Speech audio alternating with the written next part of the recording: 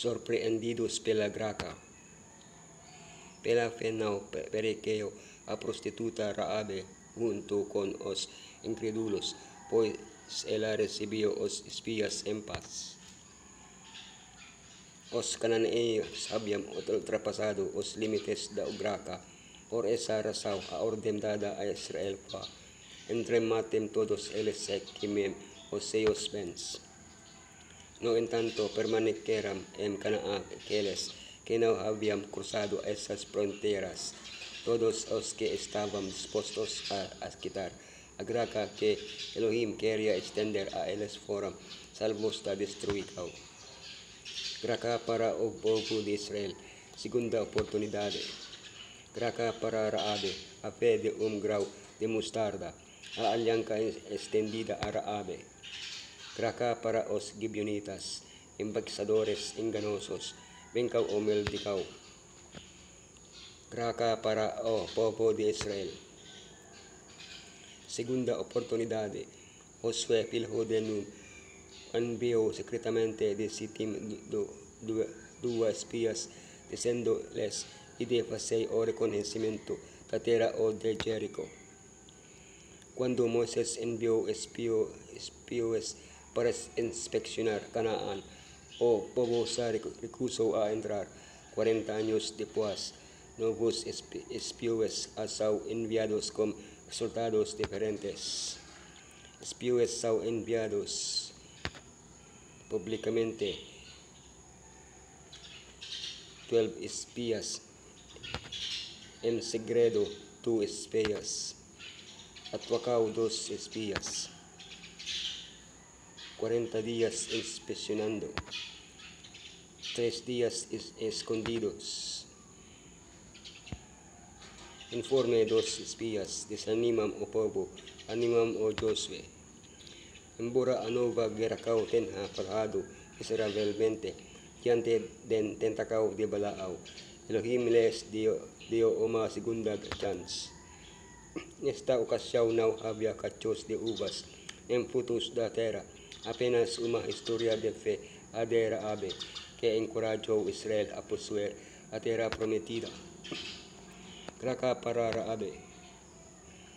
A fé de grau de mostarda. Pela fé Raabe a meretriz não perequeu junto com os desobedientes, tendo recebido espias em paz, em que se baseava a fé de Raabe. Observe que Raabe fala de eventos que todos conheciam, como a travessia do Mar Vermelho, mas enquanto os outros temiam o Elohim dos Hebreus, ela decidiu ser fiel sob suas asas, porque se acreditava em Elohim. Ele usou uma mentira para ajudar os espiões. Sua fé nascente não implicava conhecimento completo da vontade de Elohim. Ele agiu da melhor maneira que sabia para ajudar os espiões a salvar sua vida e a de sua família. O conhecimento viria mais tarde. A Bíblia ay elogia pela decisão que tomou por sua compreensão da maneira como Elohim iria agir e pela maneira que ele respaldou suas palavras como coisas concretas. Raabe é exemplo do que teria acontecido com todos os habitantes de Jerico que se renderam a Elohim.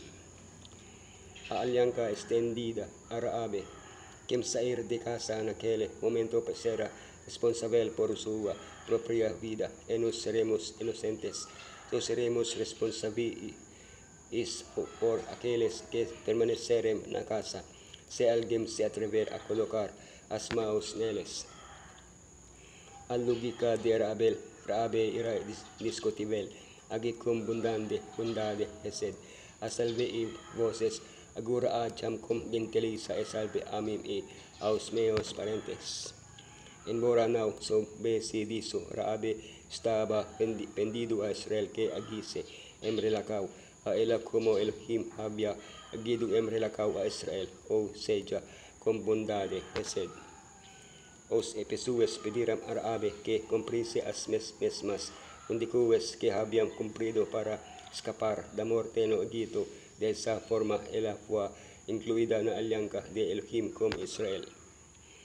Israel na Paskua, tiveram que manchar os umbrais com sangue, se isem de casa moriam, Raabe Jericho, tinha que por cordau vermelho sua janela,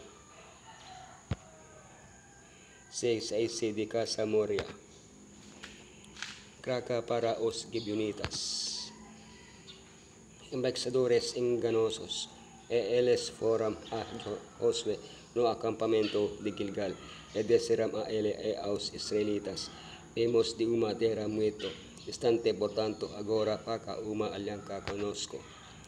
Observe as semelhancas e diferencias entre Raabe e os Gibeonitas. Elementos de fe. Base, Raabe ovir, Gibeonitas ovir. Medio, mentira, Gibeonitas mentira. Objetivo, Raabe autopreservação, Gibeonitas autopreservação. Resultado imediato, Raabe libertação, Gibeonitas libertação. Resultado a longo prazo, Raabe cidadania plena, Gibeonitas servidão. Raabe mentiu espontaneamente para libertar os espiões. No entanto, os Gibeonitas mentiram de maneira calculada, como a intentão de enganar, usando astucia. Além disso, os líderes da Israel palaharam por não consultar a Elohim. Isso os colocou em dilema: destruir os Gibeonitas ou manter o juramento. Bencaw e maldicaw. Agora pues, malditos sois, y haberá servos entre vos, y todo aquel que contar len a tirar agua para a casa do meio Elohim. O para a vida dos Gibeonitas implicava desobedecer a uma ordem direta de Elohim, quebrar juramento como o que les fue pelto também era considerado pecado, como o dilema fue resolvido. Suas vidas foram poupadas, mas sob maldicaw. A maldicaw consistia em ser servos de Geracaw em Geracaw. Isso os colocou em relacionamento íntimo com o povo de Elohim, de quem nunca se separarão. Além disso, ser carregadores de água a lenhadores da casa de Elohim os colocava em contato permanente com Elohim. Pela graça de Elohim, a maldicaw se tornou uma bendição. Não quero a morte do impio, mas que ele mude sua conduta e viva.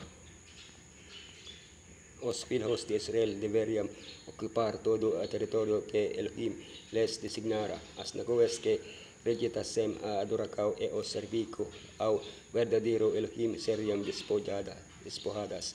Mas o propósito de Elohim era que, pela revelação de seu caráter por meio de Israel, os homens fossem atraídos a ele. A todos foi dado o convite do Evangelho. Todos os que, como Raabe a Cananea e Rute a Moabita, se desviaram da idolatria para a adoração do verdadeiro Elohim, haviam unir-se ao povo escolhido.